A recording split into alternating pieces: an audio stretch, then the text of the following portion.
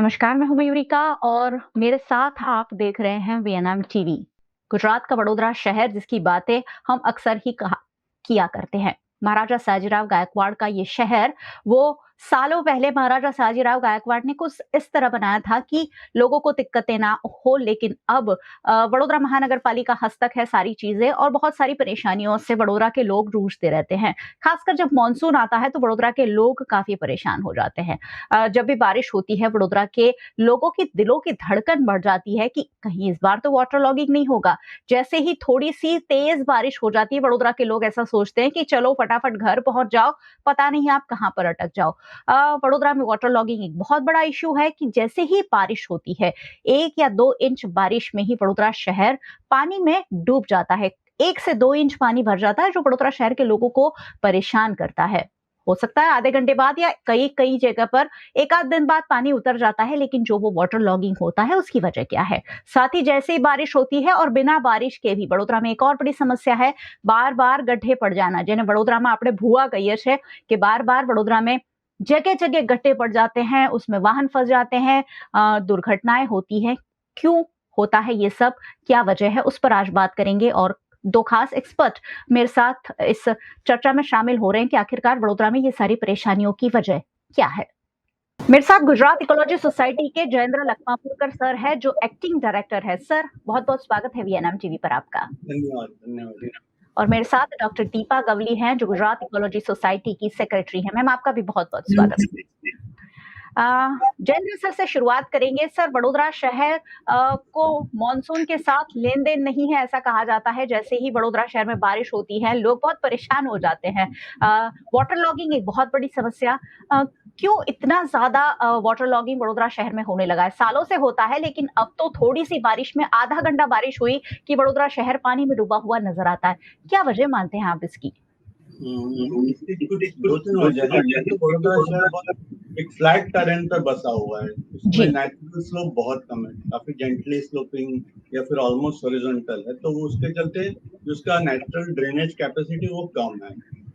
ऊपर से रेनफॉल की इंटेंसिटी बढ़ी है, तो थोड़े ही टाइम में बहुत ज्यादा बारिश हो जाती है। ये क्लाइमेट चेंज का इम्पैक्ट है और जी। इसके साथ अर्बनाइजेशन जो अर्बन हीट आइलैंड का इम्पैक्ट होता है उसके चलते भी रेनफॉल इंटेंसिटी बढ़ी है। और जी। तीसरा जो इसका ग्राउंड वाटर एब्सॉर्प्शन होता है, जो रिचार्ज होता है, नेचुरल रिचार्ज थ्रू ग्राउंड, वो कम हुआ है क्योंकि हमने बहुत सारा कंस्ट्रक्शन कर दिया, तो नेचुरल सीपेज नहीं हो रहा है। तो ये तीनों फैक्टर मिलके वाटर लॉगिंग रिजल्ट होता है, इससे वाटर लॉगिंग होता है। और कुछ कुछ जो हमने ब्लॉकेजेस किए हुए, जैसे रोड डिवाइडर के ना के चलते, या कुछ ऐसे कंस्ट्रक्शन है, ऐसी जो एरिया बन गए जिसके चलते पानी बहना जो पहले थोड़ा बहुत बह जाता तो वो भी बहना कम हो गया है। हमने जो कांस है, जो ओपन कांस थे, उसको भी बंद कर दिया, तो उसके चलते भी वो कांस में पानी जाना कम हो गया आजू बाजू के नियर बाय के। तो इससे ये सारे फैक्टर मिलके एक वाटर लॉगिंग की सिचुएशन क्रिएट करते हैं, और ये इंटेंसिटी दिन ब दिन बढ़ती जा रही है क्योंकि हमारे एरिया भी अर्बनाइजेशन हो रहा है, ज्यादा से ज्यादा एरिया आरसीसी के अंदर आ रहा है, रोड या कंक्रीट के चलते, तो इसके चलते ये समस्या तो बढ़ती ही जा रही है। जी, अगर जी। नहीं ध्यान दिया तो बढ़ती ही जाएगी। बिल्कुल। दीपा मैम भी हमारे साथ है। मैम, क्या जोड़ना चाहेंगे इसमें? वडोदरा में ये वाटर लॉगिंग की समस्या है, अब दिन ब दिन सर भी कह रहे हैं कि बढ़ती जा रही है। इसकी वजह और क्या हो सकती है? क्या मानते हैं आप? एक तो है जब रोड कंस्ट्रक्शंस करते हैं तो जो कॉन्टूर लेना होता है, उसका जो स्लोप्स लेना होता है, तो वो ड्रेनेज वहां पे भी वो नहीं रखते ठीक से। मेरे को याद है, मैं 30 साल हो गए मेरे को बड़ौदा आते हुए, तो जो वाटर लॉग्ड एरिया 30 साल पहले वो वैसे की वैसी रही है। भले रोड बढ़ती गई या रोड की हाइट बढ़ गई है, पर वाटर लॉगिंग इश्यूज तो वही ना वही रही है। जहां जहां जो पॉकेट्स है वो वैसे ही रही है। तो एक तो है रोड कंस्ट्रक्शन के टाइम पे भी उन्हें ध्यान देना पड़ेगा कि स्लोप्स कैसे रहे और वाटर ठीक से ड्रेन्स में कैसे जाए। और सेकेंड चीज है जो हाई राइज बिल्डिंग्स है, तो कुछ हाई राइज बिल्डिंग्स जो पुरानी है वो अपना पानी रोड पे ही डाल देते हैं, वो एक इश्यू है। तो वो भी एक सॉल्व कर सकते हैं। जैसे हमारे यहाँ पे हमने गुंजन टावर्स में देखा था 2016 में, काफी हमारे जस्ट रोड के कॉर्नर पे पानी भर जाता था। फिर हमने उनको रिक्वेस्ट किया, why don't you recharge your water. बस the moment they did it finished, उसके बाद एकदम पानी नहीं रुकता वहां पे। तो ये चीजें हैं जो सेंसिटाइज भी हाई राइज बिल्डिंग्स को करना पड़ेगा कि आप ग्राउंड वाटर रिचार्ज ठीक से करें ना, रोड पे आए पानी, तो जी। ये भी काफी हद तक इश्यू सॉल्व कर सकती है। Wall to wall paver block अब हमने बना दिए हैं कि हमें मिट्टी में चलना ही ना पड़े, हम wall to wall paver block की ओर पूरे वडोदरा शहर को ले जा रहे हैं। क्या वाटर लॉगिंग की एक वजह ये भी मानी जा सकती है? यस, ये भी है। मट्टी का लेयर ही नहीं रहा है, जैसे मट्टी या तालाब है, इवन तालाब जो रहते हैं वो ऐसे स्पंज एक्ट करती है, एक्स्ट्रा पानी को अंदर ले लेती है। अब वो जो नेचुरल चैनल्स जो थी, नेचुरल ड्रेन्स जो थी, जो तालाबों में जाती थी, उसको हमने ब्लॉक कर दिया है, तो तालाब तक तो पानी पहुंच ही नहीं रहा था, उसका जो कैपेसिटी है वो खत्म हो गया है, और इसीलिए जो पानी कैचमेंट में रह जाता है, यानी कि जहाँ से कांस शुरू होते हैं, जहाँ से ड्रेन, तो वो वहीं का वहीं रह जाता है, वो पहुंच ही नहीं पाता तालाबों में। ये एक और इश्यू है। जी, तो wall to wall paver block बनाकर हम वडोदरा शहर को चमकाने की कोशिश तो कर रहे हैं, लेकिन वो ही वडोदरा शहर को डुबा देता है। हम सोच रहे हैं कि हमारा शहर जो है वो स्लम फ्री सिटी बनाने की जगह हम डस्ट फ्री सिटी बनाने चले थे उसे, कि कहीं भी मिट्टी नहीं दिखनी चाहिए, और उसी की वजह से वाटर लॉगिंग बहुत बड़ा इश्यू। और पूर्व इलाका वडोदरा का वो तो 2-3 दिन पानी में भरा रहता है, सोसाइटी है, हज़ारों लोग रहते हैं, और वहाँ 2-2 3-3 दिन तक जब पानी नहीं उतरता है तो बहुत ज़्यादा बीमारियों तक का सामना करना पड़ता है। एक और समस्या है, जयेंद्र सर के पास वापस चलूँगी। सर, वडोदरा में गड्ढे बार-बार पड़ जाते हैं। ऐसा मानसून में तो ये बढ़ ही जाता है, लेकिन बिना मानसून के भी वडोदरा में जगह-जगह बनी-बनाई सड़क, जहाँ से रोज़ लोग गुज़रते हैं, वहाँ बड़े-बड़े गड्ढे हो जाते हैं। इसकी वजह क्या है? इसके बहुत सारे फैक्टर्स है, कोई एक फैक्टर्स नहीं है। एक तो जो बड़ौदा का जो रिवर का कैचमेंट है वो पावागढ़ से पानी बह के आता है, तो जो सेडिमेंट है वो भी पावागढ़ से बह के आता है, तो उसमें जो डेक्कन टाइप जो बेसाल्ट है वो जब विदर होता है तो उसमें एक मिनरल बनता है कैल्शियम कार्बोनेट, जिसको कैल्साइट, तो यहाँ के सेडिमेंट में ज्यादा है, वो आके नीचे डिपॉजिट होता है रिवर बैंक के जो एरियाज है जिसको हम फ्लड प्लेन्स कहते हैं, वहाँ पे हिस्टोरिकली डिपॉजिट होता रहा है। जी। और ये कैल्शियम कार्बोनेट ऐसा मिनरल है जो जब पीएच ड्रॉप होता है तो ये डिसॉल्व होता है ग्राउंड वाटर में, और जब इवेपोरेशन होता है तो ये डिपॉजिट होता है। तो गर्मियों में ये डिपॉजिट होता रहता है कुछ एरिया में, क्योंकि इवेपोरेशन से पानी चला जाता है तो नीचे कैल्शियम कार्बोनेट छोड़ देता है। और फिर जैसे बारिश आती है या फिर कहीं से जैसे सीवेज सीप होते हैं या कहीं पे ग्राउंड वाटर अचानक ड्रॉप भी होता है, तो ये अचानक ग्राउंड वाटर ड्रॉप समर में हो जाता है कई बार, क्योंकि हम ग्राउंड वाटर यूज करते रहते हैं, तो उसमें वो जो ड्रॉप होना ग्राउंड वाटर का वो साथ में कैल्शियम डिसॉल्व करके ले जाता है जो लो पीएच वाला ग्राउंड वाटर। बारिश में भी पहली बारिश लो पीएच की होती है, सीवेज लीक होता है वो भी लो पीएच का होता है, तो ये कैल्शियम कार्बोनेट नीचे से डिसॉल्व करके ले जाता है। और इसके चलते वहां पे एक वॉइड क्रिएट होना शुरू होता है। लेकिन जब ऐसे एरिया की कनेक्टिविटी तुम्हारे रिवर से एस्टेब्लिश करना चाहता है ग्राउंड वाटर या कहीं पे रेन वाटर, तो वो बहुत तेजी से बह के अचानक ऑल ऑफ ए सडन वहां पे सिंकहोल बन जाता है। ये बेसिकली प्रोसेस कास्ट टोपोग्राफी या फिर लाइमस्टोन कंट्रीज में ऐसा कॉमन है कि बड़े बड़े कास्ट टोपोग्राफी बनती है, बड़े बड़े सिंक होल्स बनते हैं। तो ये ऑलमोस्ट सेम प्रोसेस है, स्मॉल स्केल पे बनता है, वो बड़े बड़े किलोमीटर लंबे गड्ढे बनते हैं, लेकिन ये स्मॉल स्केल पे बनता है और ये काफी फ्रीक्वेंटली होता है, हर साल होता रहेगा, वही के वही बनता रहेगा। तो इसमें नेचुरल फैक्टर्स बहुत बड़ा कंट्रोलिंग है, ऊपर से इसको कितना भी पैच वर्क करो या कुछ करो ये होता रहेगा, क्योंकि ये काफी यहाँ का कैरेक्टर है।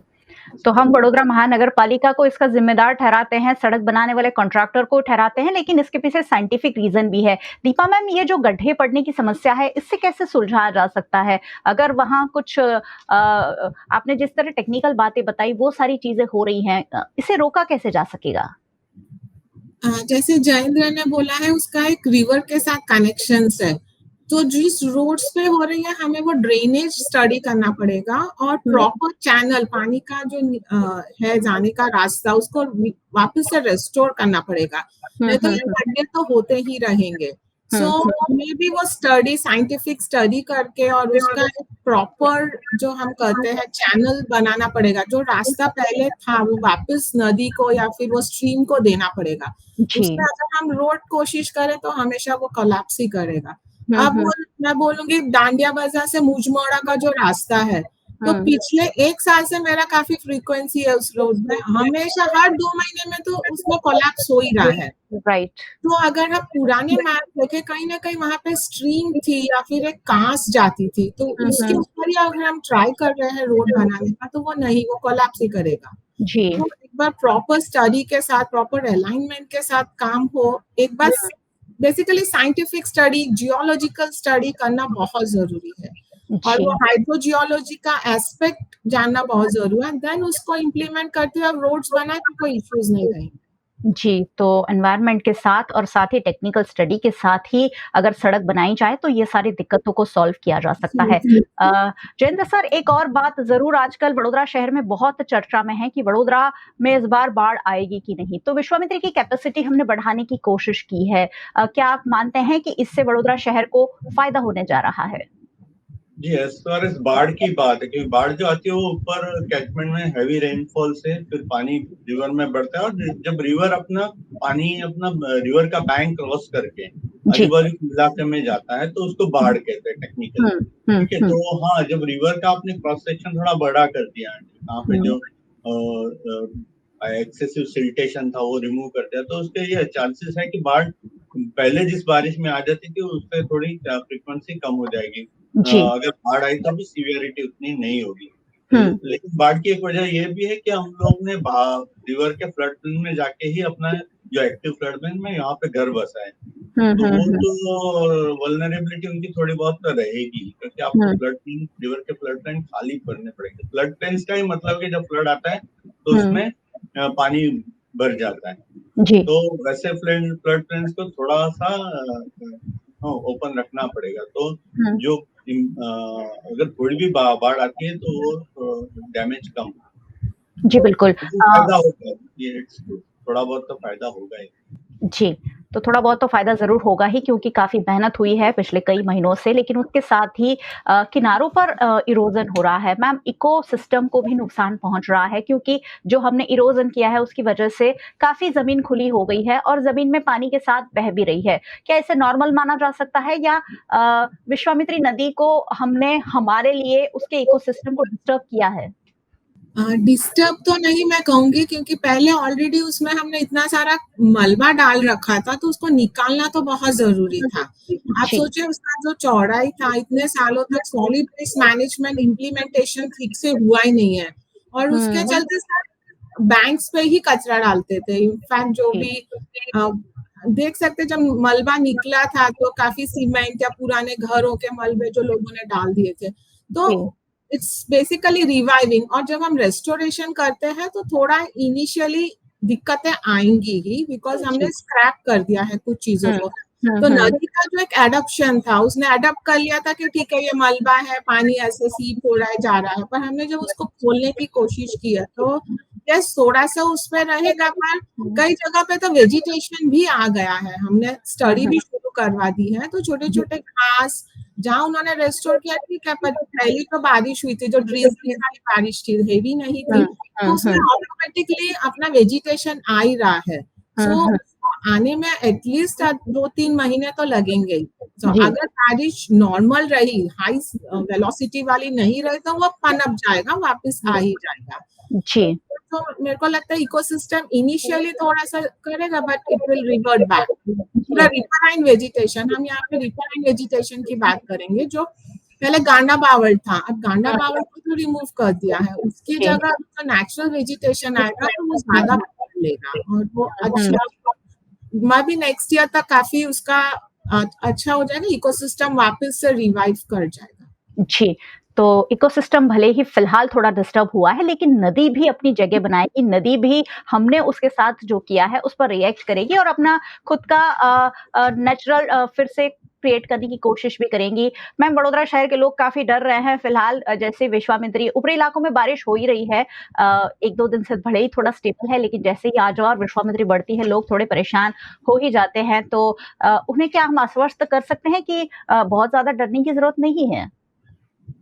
हाँ, इंटेंसिटी इस बार लास्ट ईयर से थोड़ा तो फर्क तो पड़ेगा, क्योंकि काफी डीपनिंग हुआ है, काफी जो मलबा निकाला था वो भी निकाला गया, चौड़ा कर दिया है नदी को। पहले जो एकदम डेब्रिस डंपिंग की वजह से काफी छोटा हो गया था, तो जब डेब्रिस रहता है, जैसे सीमेंट कंक्रीट रहता है, तो पर्कोलेशन भी नहीं होने देता। अब वो लेयर जब निकल गया है, तो अब सोचे वो भी ऐसे स्पंज काम करेगा। अभी जो विश्वामित्री नदी है, तो ग्राउंड लेवल सीपेज भी होगा, तो उसके चलते भी जब ग्राउंड में पानी चला जाएगा तो ऑब्वियसली सरफेस वाटर फ्लो थोड़ा कम ही रहेगा। तो आशा करते हैं कि हाँ, ज्यादा बारिश हो गया जैसे सूरत की इंटेंसिटी हुई, या फिर वो तो हमारे हाथ में नहीं होगा, पर हो जाना चाहिए। जो नॉर्मल जो बारिश है उसमें नहीं रहेगा। तो चलिए, वडोदरा शहर के लोग यही प्रार्थना कर रहे हैं कि बहुत ज़्यादा बारिश ना बरस जाए और फिर हमें पिछले साल जैसे एक ही सीज़न में 2-3 बार बाढ़ का सामना करना पड़ा था, ऐसी स्थिति ना पैदा हो। बहुत-बहुत शुक्रिया आप दोनों का हमारे साथ जुड़ने के लिए। Thank you so much. Thank you sir, thank you. और बहुत-बहुत शुक्रिया आप सभी व्यूअर्स का हमारे साथ जुड़ने के लिए। वैसे ये सारी वही बातें हैं जो हमेशा आप जानना और समझना चाहते हैं। वीएनएम टीवी पर हम आपके लिए वही बातें लेकर आते हैं जो बेसिकली सच्चाई के साथ और ट्रूथ के साथ और साथ ही तथ्यों के साथ की जाए। वीएनएम टीवी को आप यूट्यूब चैनल पर देख रहे हैं, जरूर देखते रहिए। चैनल को सब्सक्राइब कर लीजिएगा अगर अब तक नहीं किया है तो, और बेल आइकन प्रेस कर दीजिएगा ताकि वीएनएम का हर अपडेट सबसे पहले आप तक पहुंच सके। अगर आप हमें फेसबुक पर देख रहे हैं, शेयर कर लीजिए। ये सारी बातें हम सभी बड़ोदरा के लोगों के लिए जानना और समझना जरूरी है। वीएनएम टीवी को आप ओटीटी प्लेटफॉर्म्स पर देख रहे हैं। डेली हंट, वोडाफोन टीवी, जियो टीवी और जियो टीवी फाइबर 498 नंबर के चैनल पर वीएनएम टीवी को 24 घंटे लगातार देखा जा सकता है। देखते रहिए वीएनएम, जुड़े रहिए वीएनएम के साथ। नमस्कार। VNM Foundation, transforming lives, empowering communities. Inspired by the late Shri A.D. Vyas's life journey, the VNM Foundation was established in 2018, dedicating and making a positive and enduring impact on lives of individual and community. VNM Foundation is working on issues that can improve the society today and tomorrow: health and education, environmental wellness, inclusion, women empowerment, sports, art and culture. Collaborate with us. Sponsor a project through an annual CSR fund. Support activities and events for community welfare. Elevate your brand through annual association with VNM Foundation. Volunteer your time and skill. Donate now and claim an ATG tax exemption. VNM Foundation is registered under Section 80G of the Income Tax Act. VNM Foundation, transforming lives, empowering communities. For more details, contact 918734872606 or 919879572606. Mulberry Heights 3 BHK and 4 BHK premium flats, connecting you to a new way of life. Vadodara के most promising location new Gotri road पर आलिशान apartment. यहाँ बना है आपके सपनों का घर। Earthquake resistant structure, premium quality materials, interior exterior wall finish और डिजाइनर बाथरूम स्पेशल फैसिलिटी के साथ। Multipurpose hall, AC gym, swimming pool, terrace garden, kids play area, indoor games, allotted parking, CCTV जैसी कई एमिनिटीज। मलबेरी हाइट्स, खुद के घर का खूबसूरत एहसास। Mulberry height, opposite Darshanam club life, new Gotri, Vadodara. Contact 9712932205।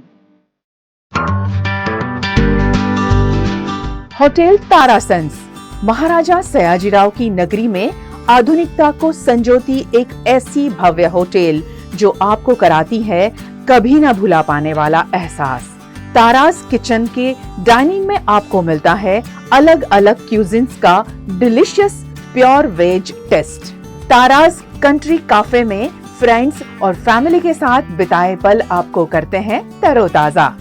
ताराज bakery bytes की हर एक बाइट आपके टेस्ट बड को करती है सेटिस्फाइड। तारासंस में वेकेशन मनाना हो या स्टेकेशन, आधुनिक लाइफस्टाइल को फुलफिल करता है एक बेहतरीन अनुभव। छोटी बड़ी पार्टी हो या सगाई शादी जैसे बड़े मौके, बिजनेस मीटिंग हो या करनी है कोई इवेंट, तारासंस के अलग अलग कैपेसिटी के बैंक्वेट आपके खास मौके को बनाते हैं बेहद शानदार। Hotel Tarasons behind Yash complex, Geri road, near Sundaram Nagar, Gotri road, Vadodara. Is this the new RUV?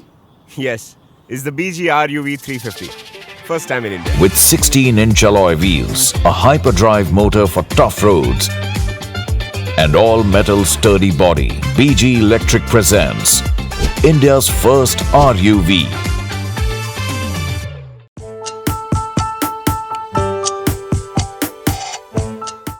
नमस्कार, मैं हूं आरती और आप देख रहे हैं VNM TV किड्स। अब VNM TV किड्स आप सबके लिए एक नए अवतार में आपके समक्ष आ रहा है। अगर आप हमसे गए हफ्ते जुड़े होंगे तो अब आपको पता है कि अब VNM TV किड्स जो है ये बचपन और बुनियाद के नाम से जाना जाएगा। जहां हमने लास्ट टाइम आप सभी को बताया कि पहले 5 वर्षों में हमने बच्चों के साथ ज़्यादा काम करने की कोशिश की, ज़्यादा टॉक सेशंस बच्चों को इन्वॉल्व करने की कोशिश की, पेरेंट्स को भी की, टीचर्स को करी, ग्रैंड पेरेंट्स को, मदर्स को, फादर्स को, सभी को इन्वॉल्व किया। पर अब जो ये नई शुरुआत है, जो सेकेंड चैप्टर हमारे VNM TV का जो ये शुरू हो रहा है, स्पेशली अगर मैं बचपन और बुनियाद की बात करूं तो हमारा जो फ्रेमवर्क है वो हमने जो स्पेक्ट्रम है वो थोड़ा और बड़ा कर दिया है और हम ज़्यादा से ज़्यादा इसमें अब एजुकेशन, बच्चों की हेल्थ, हाइजीन, सेफ्टी सभी के बारे में और भी ज़्यादा इन डेप्थ बात करने की कोशिश करेंगे। तो हाल ही में हम सभी जानते हैं कि हमारे जो शहर के थिएटर्स हैं, हालांकि मैं तो कहूँगी देश के थिएटर्स हैं, एक जो मूवी आजकल बहुत ज़्यादा चर्चा में है वो है सितारे ज़मीन पर। एंड आई एम श्योर आप सब भी जाकर आए होंगे थिएटर में। अगर नहीं गए हैं तो प्लीज़ प्लीज़ प्लीज़ जाइए और ज़रूर देखिए, क्योंकि ये मूवी जो लेकर आए हैं वो बहुत ही स्पेशल मैसेज के साथ इस मूवी को ऑडियंस तक लेकर आए हैं और बहुत ही ब्यूटीफुल मूवी है। और यहाँ पर बात हो रही है एक स्पेशल फीचर की, जहाँ पे ऐसे बच्चे हाईलाइट किए गए हैं जो शायद हमें लगता है जिन्हें हम मापदंड के हिसाब से नॉर्मल और स्पेशल में डिस्ट्रीब्यूट कर देते हैं, बट ऐसी बात नहीं है। ये बच्चे भी हमारी ही कम्युनिटी का हिस्सा हैं और हमारी ही कम्युनिटी का हिस्सा ये आगे बने और इन्हें बहुत ही नॉर्मलाइज तरीके से हमारे आसपास हो रही चीज़ों में इनको भी पार्टिसिपेट करने दिया जाए, उस मैसेज के साथ ये बहुत ही ब्यूटीफुल मूवी आई है। और आज मेरे साथ स्टूडियो में कुछ ऐसे एक्सपर्ट्स मौजूद हैं जो ये बच्चों के साथ अपने दिनचर्या में रोज़ाना काम करते हैं। तो चलिए सबसे पहले मैं वेलकम करूंगी आज के हमारे जो 3 पैनलिस्ट मेरे साथ जुड़ रहे हैं। सबसे पहले मेरे साथ जुड़ रही हैं मिस मीरा झाला। मैम, आपका बहुत बहुत स्वागत है। Thank you. मीरा मैम को मैं आप सभी के लिए इंट्रोड्यूस करना चाहती हूँ। मैम जो हैं ये डायरेक्टर हैं और अर्पण चैरिटेबल ट्रस्ट, मैम जो हैं ये डायरेक्टर हैं अर्पण चैरिटेबल ट्रस्ट के। आप सभी जानते हैं कि 1993 में इस ट्रस्ट की रचना की गई थी और बहुत ही उम्दा काम कर रहा है। स्पेसिफिकली अगर मैं कहूँ तो जो स्पेशल बच्चे हैं उनके डेवलपमेंट को लेकर, उनकी केयर को लेकर और इनके इंक्लूजन को लेकर रेगुलर स्कूल प्रोग्राम्स में, कम्युनिटी के कामों में, इसमें जो है ये काफ़ी अच्छा योगदान दे रहे हैं। और मैम पिछले 4 सालों से एज अ डायरेक्टर की भूमिका अर्पण चैरिटेबल ट्रस्ट के साथ निभा रही हैं। तो मैम के साथ आज मेरे दूसरे जो मेहमान हैं वो है मिस शशि पुरी। मैम, आपका बहुत बहुत स्वागत है। शशि मैम जो हैं ये स्पेशल एजुकेटर तो हैं ही, लेकिन पिछले 20 वर्षों से मैम जो हैं कोऑर्डिनेटर की भूमिका निभा रही हैं दिशा चैरिटेबल ट्रस्ट के साथ और ये अपने दिनचर्या में रोजाना बहुत सारे ऐसे बच्चों के साथ काम करती हैं और बहुत खुशियां भी बांटते हैं। हालांकि ये सभी बांटते हैं, क्योंकि इनसे जब मैं बातचीत करूंगी तो आप भी अनुभव करेंगे कि ये किस तरह से कितना स्पेशल फीलिंग होता है जब इन बच्चों के साथ काम करते हैं। आई थिंक वो स्पेशल नहीं, हम स्पेशल फील करते हैं जब वो हमारे आसपास होते हैं तब। मैम के साथ जो मेरे तीसरे गेस्ट हैं, ये एक पेरेंट हैं और इनका नाम है मिस किरण पटेल। मैम आपका भी बहुत बहुत स्वागत है। किरण मैम जो हैं ये देवांशी पटेल जो हैं इनकी माताजी हैं, और देवांशी जो हैं ये स्पंदन स्कूल की छात्र हैं। किरण मैम खुद भी स्पंदन स्कूल से पिछले 15 साल से एसोसिएटेड हैं, वोकेशनल ट्रेनिंग दे रहे हैं वहाँ बच्चों को, और बहुत अच्छी अच्छी एक्टिविटीज़ जब आप देखते हैं कि हमारे जैसे ही अब रक्षाबंधन का समय आता है, नवरात्रि का समय आता है, तो बहुत ब्यूटीफुल कैंडल्स हमें दिखने को मिलती हैं, इनके बारे में बातचीत की जाती है। तो ये बच्चे जो हैं ये अपने दिनचर्या में इनसे ये सब चीज़ें और स्किल्स जो हैं ये सीख रहे हैं। तो चलिए अब आप सबका बहुत समय ना लेते हुए मैं अपने एक्सपर्ट्स, अपने पैनलिस्ट, जो हमारे गेस्ट हैं उनसे आज जुड़ूंगी और कुछ बात करेंगे आज इस तरह से कि ये जो हमने पिक्चर जो देखी है ना, खाली वो देखने के बाद बाहर आके स्माइल करके एक दूसरे से उसके बारे में उसके रिव्यूज शेयर करके बस वो चीज़ वहाँ ठप नहीं होनी चाहिए। इसे आगे बढ़ाना है, इस पे और चर्चा करने की बहुत ज़्यादा ज़रूरत है, और उन लोगों से बात करते हैं जो रोज़ाना इन बच्चों के साथ काम करते हैं। तो सबसे पहले मैं जुड़ना चाहूँगी मीरा जी आपके साथ, और मेरा सबसे पहला प्रश्न आपसे है कि जो न्यूरो डाइवर्जेंट इंडिविजुअल्स की बात की गई है इस मूवी में, ये इंडिविजुअल्स कौन हैं? मतलब इन्हें न्यूरो डाइवर्जेंट क्यों कहा जाता है? अगर आप मेरी ऑडियंस को बताएं प्लीज़। आरती जी, जैसे वर्ड इटसेल्फ इतना सेल्फ एक्सप्लेनेटरी है कि न्यूरो डाइवर्जेंस मतलब डाइवर्ज, तो इस तरह से जो न्यूरोटिपिकल हम मैक्सिमम अपनी जो पॉपुलेशन है दैट इज़ न्यूरोटिपिकल, तो वैसे उन जैसे नहीं, थोड़ी डिफरेंट, तो ये न्यूरो डाइवर्जेंट है। इसेंशली इसमें न्यूरोलॉजिकल उनकी कुछ कंडीशंस होते हैं, जैसे कि हम बड़ा अगर बोलें तो चिल्ड्रन विथ और अडल्ट्स विथ ऑटिज्म, ऑटिज्म में भी बड़ा सा स्पेक्ट्रम होता है, उसी तरह डाउन सिंड्रोम होते हैं individuals, and we also have children with cerebral palsy. So these are certain conditions, the comorbidities, और essentially the whole spectrum involves an entire, जो हम बहुत हमारे इंडिया में एक टर्म दी गई है मनोदिव्यांग बच्चे, जो दूसरों से अलग होते हैं, उनके प्रोसेसिंग में चैलेंजेस होते हैं, कुछ थोड़े अलग होते हैं रेगुलर जो हम बोलते हैं न्यूरोटिपिकल बच्चों से। सो हर एक इंडिविजुअल इसीलिए बहुत ही अलग होता है दूसरे से, सो इसीलिए उनको न्यूरो डाइवर्जेंट बोलते हैं। और जो रेगुलर अपना बड़ा the whole humanity that we say is neurotypical, उनसे अलग, उनकी अगर हम देखने जाएं तो उनकी दुनिया वो अलग ही तरह से प्रोसेस करते हैं। करेक्ट। तो इन्हीं को हम इस हमारी कम्युनिटी में कहते हैं neurodivergent. Right, thank you so much Meera ji. हम हमेशा अक्सर कहते हैं कि बच्चे जो हैं वो एक दूसरे से अलग होते हैं, और माँ बाप को कहते हैं कि बच्चों को किसी से कंपेयर नहीं करना चाहिए, क्योंकि बच्चों से अगर हम बात करें, घर में भी दो बच्चे अगर एक ही माँ बाप के हैं तो इंडिविजुअल डिफरेंसेस के साथ आते हैं, और शायद इन्हीं डिफरेंसेस को हम कहीं ना कहीं अगर कहें तो ये इंडिविजुअल उस एस्पेक्ट से थोड़े अलग हैं, बट यहाँ हम यही कहेंगे कि वो हमारे आसपास की कम्युनिटी के, हमारे सोसाइटी का हिस्सा है, वही मानकर हमें चलना चाहिए। शशि, मैं आपसे जुड़ने की कोशिश करूंगी, और क्योंकि आप पिछले 20 वर्षों से बच्चों जो स्पेशल चिल्ड्रन की अगर मैं बात करूं, क्योंकि दिशा जो है ये स्पेशल एजुकेशन के ऊपर काम करता है, आप इन बच्चों से काम कर रहे हैं, इनके साथ काम करते हैं, ऐसे में किस तरह के चैलेंजेस आप फेस करते हैं जब ये बच्चे आपके पास आते हैं? क्योंकि जहाँ तक मुझे पता है कि हर बच्चा अलग कंडीशन से आता है, हर किसी की प्रोसेस करने की क्षमता जो है, जैसे मीरा जी ने कहा, बहुत अलग रहती है। तो क्या सोचते हैं आप उस बारे में? आरती जी, हमारे पास कम्युनिटी के भी बच्चे आते हैं, CBR मतलब के कम्युनिटी रिहेबिलिटेशन सेंटर, और ऑटिज़म के बच्चे आते हैं, हर एक प्रकार की डिसेबिलिटी के बच्चे भी आते हैं।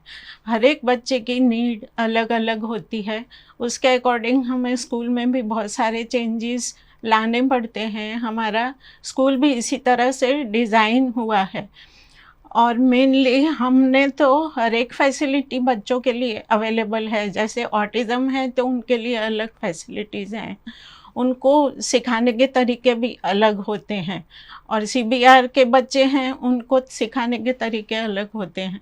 हर एक बच्चे को, जैसे आपने बताया, यहाँ पे भी हर एक बच्चे का फिर भी अलग होता है। अगर ऑटिज़म वाला एक बच्चा है उसके साथ दूसरा बच्चा मैच नहीं होता, उन दोनों को भी सिखाने का तरीका अलग होता है। इसी तरह से जैसे मेन स्ट्रीम का स्कूल है, वहाँ पे अगर ऐसे बच्चों को रखते हैं तो उनको इन काफ़ी चीज़ों का ध्यान रखना चाहिए। जैसे कि बच्चों की नीड अलग होती है और उनको, वो लोग विजुअली सीखते हैं, कई बच्चे विजुअल, तो उनके लिए विजुअल कम्युनिकेशन चार्ट होने चाहिए उनके पास पिक्चर एक्सचेंज कम्युनिकेशन सिस्टम से सिखाया जाता है, वो होना चाहिए।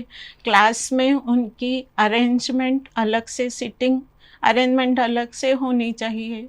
और वो बच्चों को ज़्यादा लाउडनेस पसंद नहीं आता है, तो इस तरह से क्लास में लाइटिंग्स भी ज़्यादा नहीं होनी चाहिए। वो बच्चे डिस्टर्ब हो जाते हैं बहुत सारी चीज़ों से, तो इन चीज़ों का ध्यान रखना चाहिए। बाद में उनके सेंसरी इश्यूज़ होते हैं, उनको कंसर्न करना चाहिए। मेन स्ट्रीम में जो बच्चे होते हैं, थेरेपी के लिए भी हमारी स्कूल में आते हैं वो लोग, पर मेन स्ट्रीम के टीचर्स को भी पता होना चाहिए कि इन बच्चों को कैसे ट्रीट करना है। तो इसलिए ये सब चीज़ें सोसाइटी में हर किसी को जानकारी होनी चाहिए। एटलीस्ट मेन स्ट्रीम के टीचर्स को तो होना ही चाहिए, पॉजिटिव एटीट्यूड रखना चाहिए। कई बार क्या होता है कि हम बच्चे जाते हैं लेकिन उनके पेरेंट एक्सेप्ट नहीं करते, दूसरे बच्चों के पेरेंट, तो वो भी वहाँ पे अवेयरनेस लाना चाहिए। बहुत सारी चीज़ों पे ऊपर काम करने की ज़रूरत है जो हमें मैम ने कहा कि ऐसे बच्चे जब मेन स्ट्रीम स्कूल में जाते हैं तो वहाँ पे काफ़ी सारे फेरफार करने पड़ते हैं, इंफ्रास्ट्रक्चर वाइज कहें, करिकुलम वाइज कहें, या फिर जब टीचर एक बच्चे को अटेंशन देती है उसमें भी बहुत फेरफार करना पड़ता है। बहुत दुख की बात है मैम कि आजकल हमें एजुकेशन सिस्टम में जब हम क्लासरूम की सेटअप की बात करते हैं ना, तो आजकल 100 से नॉर्मल क्लास में भी अगर कोई बच्चा मस्ती करता है तो उसे स्पेशल करके क्लास से बाहर निकाल दिया जाता है। ऐसा हो, और ये बहुत ही ज़्यादा दुख की बात है। और मुझे लगता है कि कुछ साल पहले जब आमिर खान तारे ज़मीन पर लेकर आए थे तब लोगों को लर्निंग डिसेबिलिटी के बारे में पता चला था और तभी से उसकी चर्चा भी होनी शुरू हुई। और अब जब वो न्यूरो डाइवर्जेंट इंडिविजुअल्स के बारे में बात कर रहे हैं तो अब उस पर चर्चा लोग कर रहे हैं। हालांकि देखते तो हर कोई होगा आसपास में, क्योंकि हमारी सिटी की बात करूँ तो बहुत सारे बच्चे हैं इस तरह से, लेकिन जहाँ बात काइंडनेस की आती है, जो आपने कहा कि इन बच्चों को ज़्यादा रोशनी अच्छी नहीं लगती है, ज़्यादा ज़ोर से बोली हुई जो उनकी बात है, किसी की कोई आवाज़ कर रहे हैं वो उनको पसंद नहीं आता। तो मुझे लगता है कि अगर हमारे बच्चों को हमें ग्रैटिट्यूड, काइंडनेस सिखाना है तो यहाँ भेजना चाहिए, ताकि जब इनके साथ रहें तब उन्हें एहसास हो कि एक छोटा सा आपका हाव भाव दिखाया हुआ, आपका केयर कंसर्न कितना प्यार देता है। क्योंकि आई थिंक ये बच्चे जो हैं वो इतने इमोशनल हैं, इतने अफेक्शनेट है, एंड आई एम श्योर आप सब इससे अग्री करेंगे। और वही बात अगर मैं हमारे नॉर्मल रूटीन क्लासरूम्स की बात करूँ तो वो इस चीज़ का वहाँ पे थोड़ा सा अभाव अब दिख रहा है। तो आई एम श्योर कि ये मूवी ने जो एक थोड़ा सा एक पर्सपेक्टिव चेंज किया है, शिफ्ट किया है, आई थिंक वो पॉजिटिव रहे। और जितनी ज़्यादा बातें हम कर रहे हैं ये और भी ज़्यादा ये फैले, और आसपास में लोग जो हैं इसे नॉर्मलाइज करके जीने की कोशिश करें, इन बच्चों को अपना हिस्सा बनाएं। किरण मैम, आपसे जुड़ना चाहूँगी और जानना चाहूँगी, आप की बेटी जो है पिछले 10 वर्षों से स्पंदन से जुड़ी हुई हैं। 10 वर्ष पहले की जब मैं बात करती हूँ तो तब तो अवेयरनेस और भी कम थी, बहुत कम, और आई थिंक कई बार पेरेंट्स खुद ही नहीं समझ पाते थे कि हाँ शायद मेरा बच्चा स्पेशल या कुछ दूसरे बच्चों से अलग है। और उस समय अलग है लेकिन एक डर भी रहता है एक पेरेंट को कि अगर मैंने इसको किसी अलग स्कूल में डाल दिया तो फिर ये मेरा बच्चा नॉर्मल स्कूल में जा पाएगा कि नहीं जा पाएगा।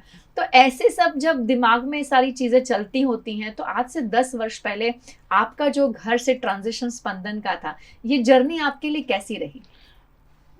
मुझे डर था और कुछ पता ही नहीं था कि क्या करूँ, कैसे करूँ, कुछ भी नहीं। स्कूल में गई, स्कूल में देखा, मैं खुद भी उनके साथ रही, तभी थोड़ा मुझे भी प्रैक्टिस हुआ। और अभी मैं ऐसा है कि मैं बच्चे को देखती हूँ और समझ जाती हूँ कि इसको ये ज़रूरत है, कि उसको ये प्रॉब्लम है, वो है। मैं उनके साथ काम करती हूँ। इतने केयरिंग है मैडम कि मैं थोड़ी देर खड़ी रहती हूँ तो मुझे बोलते हैं कि मैडम बैठो, आप थक गए होंगे, पानी चाहिए, पीना है पानी। इतना केयर करते हैं और उनके साथ रहना अच्छा लगता है। और अभी तो मैंने ऐसी दुनिया बनाई है कि मुझे वो बच्चे और मेरी स्कूल, मेरा घर और मेरी स्कूल वो बच्चे बस।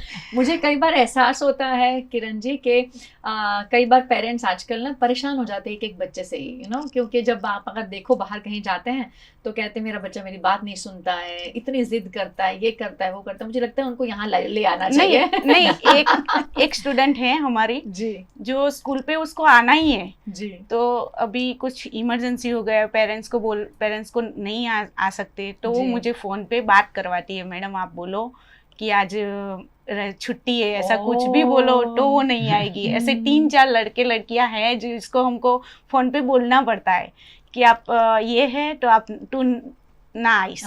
सच ऐसा उनको स्कूल में अच्छा लगता है मैडम। क्यों? आई थिंक वो आने का रीजन भी है कि अपनापन, जो प्यार आप लोग सब देते हैं और एक जो उनको उस कम्युनिटी का हिस्सा बनने का जो अवसर मिलता है, अपने जैसे ही बच्चे और आप जैसे इंडिविजुअल्स जो उनको वैल्यू करते हैं, उनको रिस्पेक्ट करते हैं, और एंजॉय करते हैं ना। सेंटर्स के पास वो टूल्स होते हैं इनको एंगेज्ड रखने के लिए एंड प्रोडक्टिवली एंगेज्ड रखने के लिए। ये नहीं कि कुछ उनको काम दे दिया, हम साथ में मिल के उनके साथ ये सब करते हैं, तो उसमें वो एक्सेप्टेंस भी उनको मिलता है वहाँ पे। Plus they are productively engaged. Exactly. And I think that achievement के छोटा सा एक पजल सॉल्व करना या एक टिक टैक टो को जो एक पीस को सही जगह पर रख देना, वो एक अचीवमेंट जो है, आई एम श्योर वो इमीडिएटली आपसे जो मिलता होगा उन लोगों को एनकरेजमेंट, वो भी उनके लिए बहुत पॉजिटिव काम करता होगा। बिल्कुल। अब आप जुड़ेंगे मीरा जी आपसे, और मैं जानना चाहूंगी कि जब मैं न्यूरो डाइवर्जेंट इंडिविजुअल्स की बात करती हूँ, फिर वो चाहे बच्चे हों या अडल्ट्स हों, ऐसे कौन से प्रोफेशंस हैं जहाँ इन बच्चों को, अगर हम जैसे आपके स्कूल्स में इन्हें ट्रेन किया जाता है, वो ट्रेनिंग के बाद इन प्रोफेशंस में उनको हम इंक्लूड कर सकते हैं ताकि ये बच्चे आत्मनिर्भर बन सकें? और क्योंकि ये पेरेंट्स की मेजर कंसर्न होती है कि आज हम हैं, कल अगर हम नहीं हैं तो हमारे बच्चे का क्या होगा। तो ऐसे में अगर बच्चा किसी करियर में अपना पैर रखना चाहता है तो वो किस तरह से आप तैयारी करते हैं, और ऐसे कौन से प्रोफेशन है जहाँ ये जा सकते हैं? बिल्कुल, जैसे आरती जी हम न्यूरोटिपिकल के लिए जिस तरह से करते हैं कि एप्टीट्यूड टेस्ट लेते हैं, उनके स्किल सेट्स जानते हैं और क्वालिफिकेशंस, ये सब का अमेलगमेशन करके हम आगे बढ़ते हैं कि किस फील्ड में ये अच्छे से कर पाएंगे। उसी तरह इन बच्चों के साथ भी हम एप्टीट्यूड उनका देखते हैं, बिकॉज इतने सारे सालों से स्पेशल एजुकेटर्स साथ रहते हैं, थेरेपिस्ट्स उनके साथ काम कर रहे हैं, तो सबके इनपुट्स लेके एक हम कंप्लीट उनका प्रोग्राम बनाते हैं जिसमें उनके ग्रॉस मोटर स्किल्स, उनके फाइन मोटर स्किल्स, सब चीज़ों पे जब काम हो गया होता है तो जैसे कंप्लीट उनका एक स्ट्रक्चर बना के फिर हम उनसे भी इनपुट्स लेते हैं, बच्चों से भी, कि किस तरह का काम उनको पसंद आएगा। तो इसेंशली इसमें हमने काफ़ी सारा काम किया है, बच्चों को स्पेशल नीड्स बच्चों को जॉब प्लेसमेंट्स दिलवाई है अर्पण से। तो इसमें स्पेसिफिकली हाउसकीपिंग जैसे हैं होटल्स में, रेस्टोरेंट्स में, क्लीनर्स, ऑल्सो पैकेजिंग इंडस्ट्री में काफ़ी सारों को रखा है as assistants to offices और ऑफिस क्लीनिंग जॉब्स के लिए। इस तरह की जॉब्स में ट्रेन करके काफ़ी सारों को हमने डेस्क जॉब्स में भी कंप्यूटर स्किल्स बेसिक सिखा के इस तरह से हम करवा सकते हैं उनको आगे प्लेसमेंट्स। यानी स्कोप है जैसे बहुत स्कोप है। और आजकल इतनी CSR इनिशिएटिव से और इंक्लूसिविटी जो लोगों को समझ आई है, जो अवेयरनेस बढ़ी है, इससे हम सेंटर्स को भी इतना सपोर्ट मिलता है, कॉर्पोरेट से, इंडिविजुअल ऐसे पेट्रन्स से, जो आगे आके हमें कहते हैं कि भाई वी हैव अ स्पेस और हम इन बच्चों को एक चांस देना चाहते हैं। तो उस तरीके से सोसाइटी ज्यादा बहुत आगे बढ़ी है। आई एम सो ग्लैड कि ऐसी चीज़ें हो रही हैं, एंड आई एम श्योर कि आप इंडिविजुअल सेंटर्स जितने भी हैं यहाँ पे सिटी में और ऑल ओवर इंडिया हमारे जितने भी हैं, वो बहुत ही आई थिंक दिल लगाकर इसमें काम कर रहे हैं और बहुत ज़्यादा अवेयरनेस क्रिएट करने की कोशिश कर रहे हैं। और हमने भी काफ़ी प्लेसमेंट किए हैं जी बाहर, जैसे डेटा एंट्री के लिए किया है, फिर होटल में किया है, इस तरह से।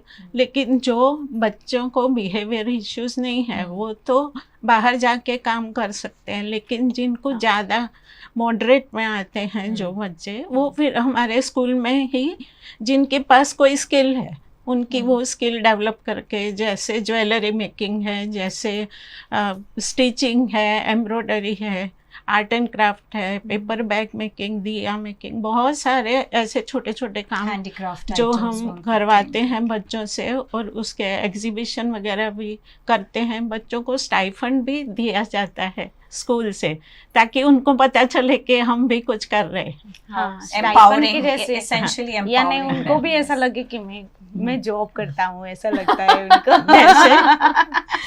स्कूल में। एंड आई थिंक ये बहुत ही फुलफिलमेंट वाला फीलिंग है और बहुत एम्पावरिंग है बच्चों के लिए, खुद के लिए, टू सी द पेरेंट्स। वो पेरेंट्स इतने खुश होते हैं कि जो एक चीज़ अनथिंकेबल थी, अनकंसीवेबल थी, आज वो हमारा बच्चा भी कर रहा है इस तरह। उसमें सोशली एक्सेप्टेंस भी आता है, जैसे भाई बहन एक्सेप्ट नहीं करते, तो अगर वो बच्चा कुछ काम करके ला रहा है तो उनका भी एक्सेप्टेंस बढ़ जाता है।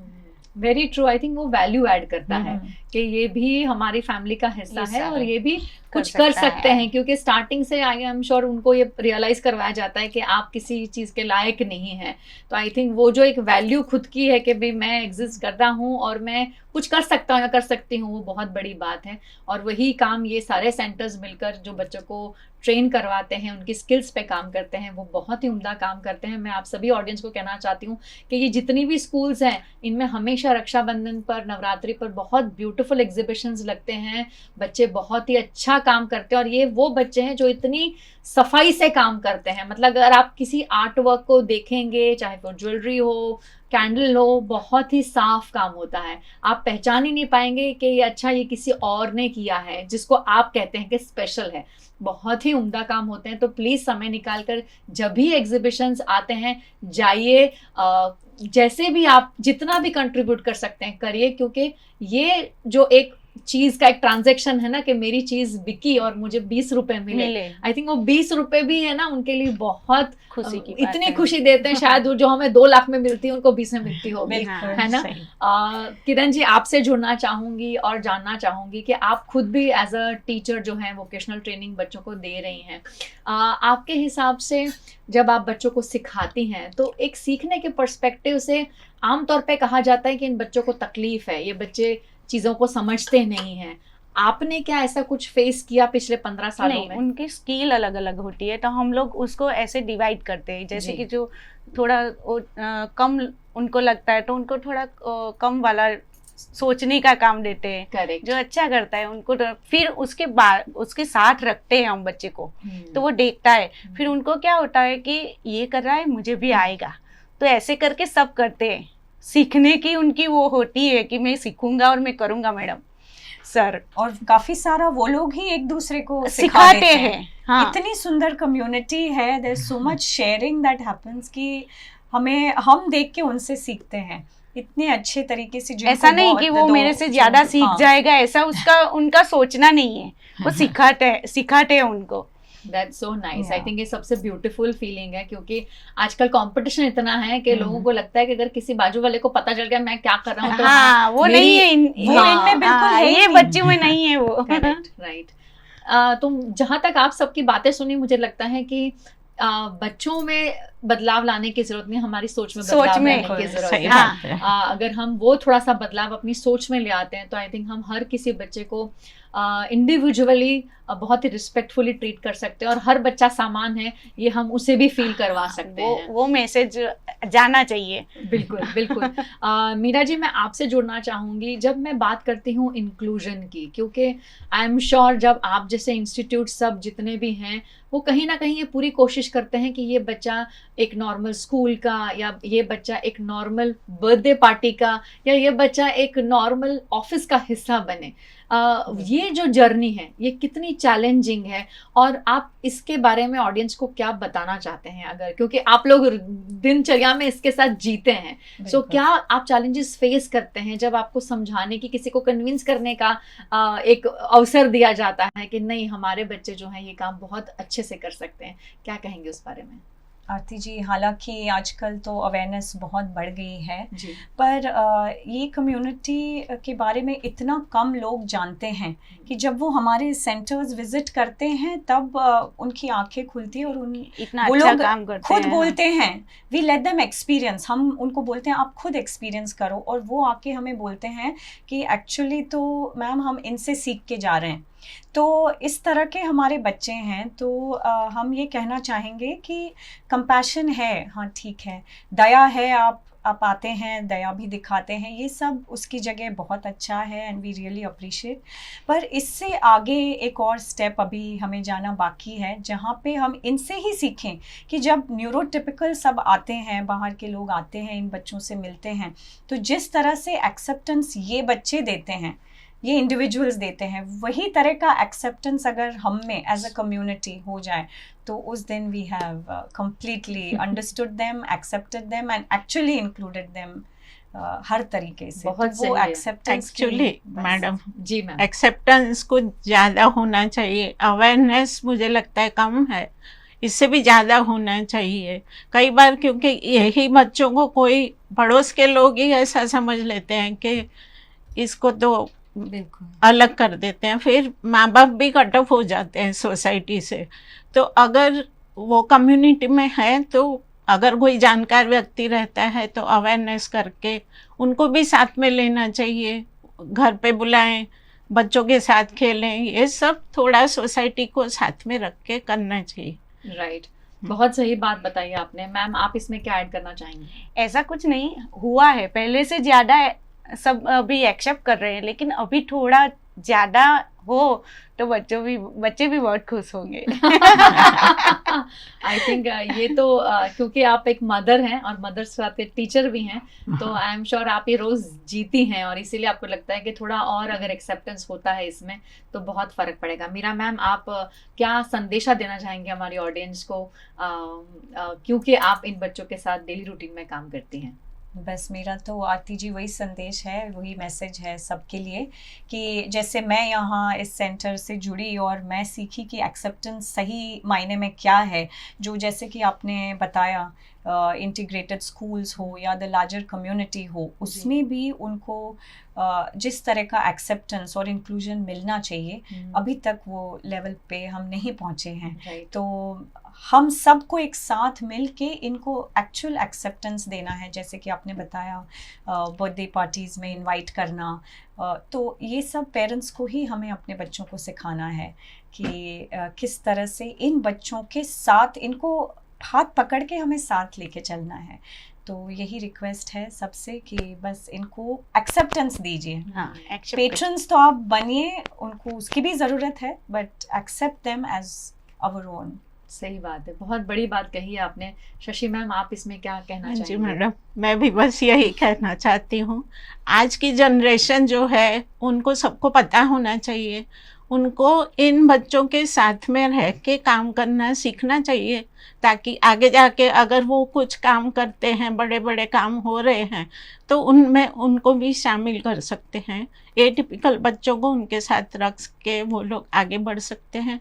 सोसाइटी को सबके साथ मिलके आगे बढ़ना चाहिए, जैसे कहते हैं सबका साथ सबका विकास। बिल्कुल, ऐसा होना विकसित भारत की जब हम बात करते हैं तो सबके साथ ही वो विकास पॉसिबल भी है। किरण मैम, आप क्या ऐड करना चाहेंगे इसमें? जो बच्चे जॉब पे जाते हैं, एक मैसेज देना है मुझे भी, तो वहाँ के जो एम्प्लॉयज़ है वो ज़्यादा उनको अपनाए ना तो वो जॉब करेंगे उनके साथ, उनसे ज़्यादा।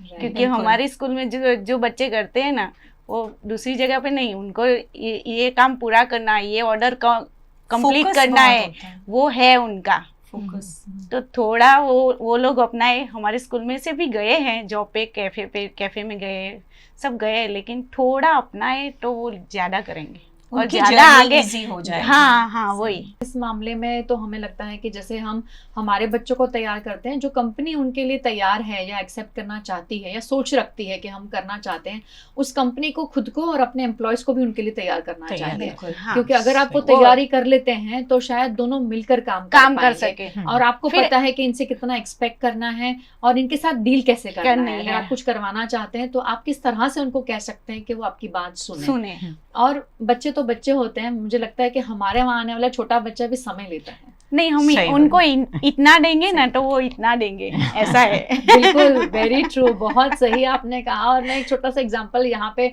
मेरा खुद का मैं शेयर करना चाहती हूँ कि मुझे एक टी पोस्ट सेंटर पर्टिकुलरली जाना बहुत पसंद है, क्योंकि मैं वहाँ पे 2 ये म्यूट मेल हैं जो वहाँ पे काम करते हैं and they are very sweet. मतलब वैसे मैं टी पोस्ट नहीं जाती, पर बिकॉज वो 2 उनके वहाँ लिए पर जाते हैं, I go there because they are so happy. मतलब वो आप दरवाजा जब खुलता है ना, तब से जो आपके साथ आई कांटेक्ट होता है और जो खुशी उनके फेस में होती है कि अच्छा हमारे वहाँ जो भी है कस्टमर है, गेस्ट है, जो भी उनको समझाया गया है, बट दैट ऑल्सो एक क्यूरोसिटी कि मुझे इंटरेक्ट करना है इनके साथ, तो वो अपनी भाषा में ही बताने की कोशिश करते हैं। बट इतना प्रोफेशनली, इतनी परफेक्टली हर चीज़ करते हैं और बस काम खाली हमें इतना ही करना है कि हमें वो अवसर उनको देना है। सभी हमारे जितने भी पैनलिस्ट है, सभी ने आपसे वही रिक्वेस्ट की है कि एक्सेप्टेंस बहुत बड़ी चीज़ है। किसको नहीं चाहिए, हमें भी तो चाहिए। जब हम सोचते हैं कि एक बेटी जब ब्याह करके दूसरे घर जाती है तो हमें लगता है कि इन-लॉज हमें एक्सेप्ट करें, हमारे हस्बैंड की फैमिली हमें एक्सेप्ट करें। तो वहाँ पे भी हमें चुनौतियों का सामना करना पड़ता है, क्योंकि हर किसी की एक्सपेक्टेशंस, हर किसी का रहने का, खाने का, पीने का तरीका बहुत अलग होता है, पर हम अपने आप को उसमें ढालते हैं, वो लोग अपने आप को थोड़ा ढालते हैं। तो बस उसी तरह की प्रिपरेशन थोड़ी सी यहाँ भी करने की ज़रूरत है, एक आइस ब्रेकिंग करने की ज़रूरत है।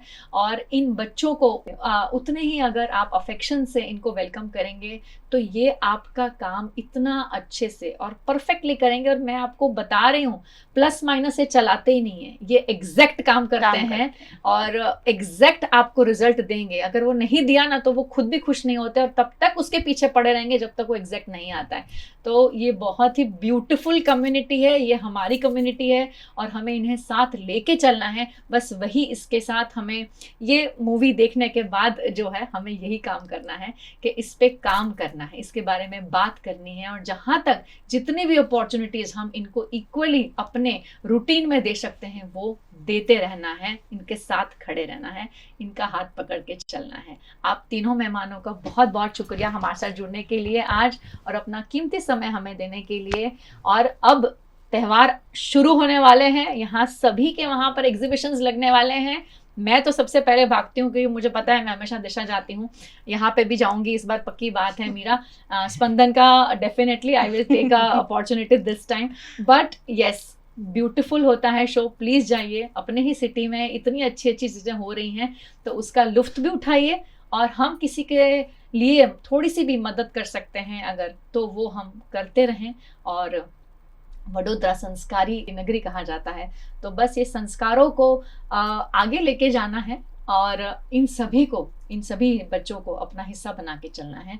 आप सभी का बहुत बहुत शुक्रिया, आप हर हफ्ते हमारे साथ जुड़ते हैं और अब बचपन और बुनियाद में और आगे जुड़े रहने के लिए प्लीज़ प्लीज़ प्लीज़ चैनल को सब्सक्राइब कर लीजिए। लाइक और शेयर तो आपने ऑटोमेटिकली कर ही लिया होगा क्योंकि इतनी ब्यूटीफुल बातें हुई हैं यहाँ पर। इन बातों को यहाँ सीमित मत रखिए, इसे प्लीज़ आगे शेयर कीजिए ताकि ये जो मैसेज आज इन तीनों गेस्ट ने हमें दिया है वो और ज़्यादा लोगों तक पहुँचे और हम सब मिलकर इस पर काम कर सकें। आप सभी का बहुत बहुत धन्यवाद।